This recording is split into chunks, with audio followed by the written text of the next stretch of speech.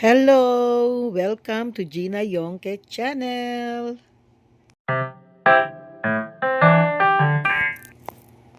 And today we will talk about the things that we can do to minimize or to reduce our weight.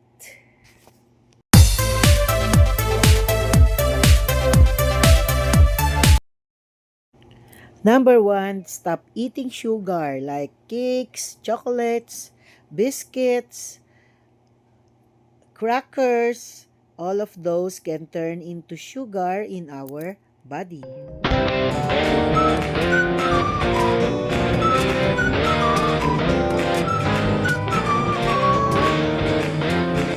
Number two, eat more protein. Protein foods will build our muscles and they are good because you will not crave for any other foods. When you eat lots of protein, you build muscles, you build your bones, and you will not get hungry each time, or you will not do snack most of the time.